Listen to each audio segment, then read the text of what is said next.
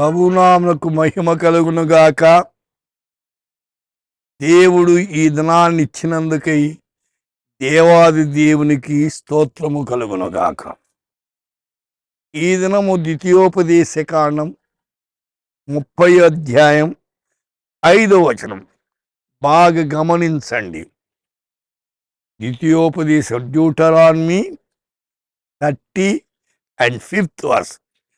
ఆయన నీకు మేలు చేసి నీ పితరుల కంటే నిన్ను విస్తరింపచేయును. He will make you more prosperous and numerous than your fathers. तुझको तेरे पुरखाओं से भी गिनती में अधिक बढ़ाएगा. గమనించండి, లోకంలో చాలా మంది మేలు కావాలంటారు. దేవుడు మేలు చేసేవాడు, కీడు చేసేవాడు కాదు. మానవులు కీడు చేసేది అలవాటు, సైతాను కీడు చేసే అలవాటు. దేవుని కీడు చేసే బుద్ధి లేదండి. దేవుడు మేలు చేసేవాడే.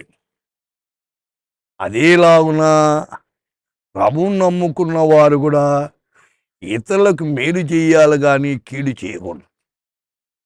మేలు చేసే చేత కాకపోతే నోరు మూసుకుని ఉండు, కీడు మాత్రం తలపెట్టద్దు. కీడు చేసే బుద్ధి మానాల. సంఘాల్లోనేమి, క్రైస్తవ కుటుంబాల్లోనేమి, విశ్వాసుల మధ్య కీడు చేసే బుద్ధి పోవాలి, మేలు చేసే బుద్ధి రావాలి. అది అవసరమైనది. ద్వితీయోపదేశ కాండంలోని 7వ అధ్యాయం 12వ వచనంలో నీ దేవుడైన యెహోవా తాను నీ పితరులతో ప్రమాణము చేసిన నిబంధనను నెరవేర్చి నీ కృప చూపును. దేవుడు నిబంధన మర్చిపోయేవాడు కాదు. ఆయన మాట ఇస్తే తప్పకుండా నెరవేరుస్తాడు.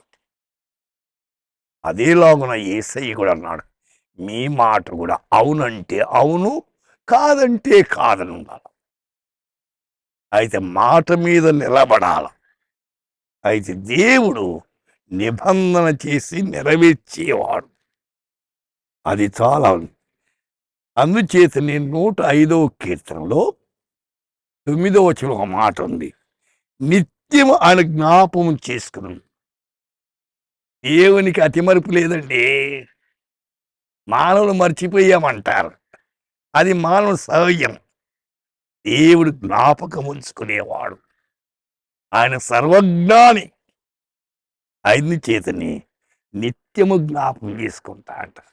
ఒకరోజు కాదు, ఒక మాసం కాదు, అయితే నిత్యము జ్ఞాపకం చేసుకునేవాడు. అయితే నిత్యము నిన్ను గురించి జ్ఞాపం చేసుకునే దేవుని మీద ఆధారపడు. ఆయన నీకు మేలు చేస్తాడు. ఏ మేలు నీ కొరకు దాచాడో నీకు తెలియదు, ఆయనకు తెలుసు. ఎప్పుడు ఇయ్యాలో ఆ మేలు ఆయనకు తెలుసు. అంతవరకు నీవు ఆయన బలిష్టమైన చేతి కింద దీన మనస్కులై ఉండి ఆశీర్వాదాన్ని పొందండి. ఆ మేళ్ళు పొంది విస్తరించండి. ప్రార్థన చేద్దాం. ప్రభువా, మీ మీద విశ్వాసం ఉంచి మీరిచ్చే మేళ్ళు పొందేదానికి వింటున్న శ్రోతలకు మీరు దయచేయమని, కనికరించమని, కృప చూపించమని యేసు నామమున ప్రార్థిస్తున్నాము తండ్రి. ఆమేన్.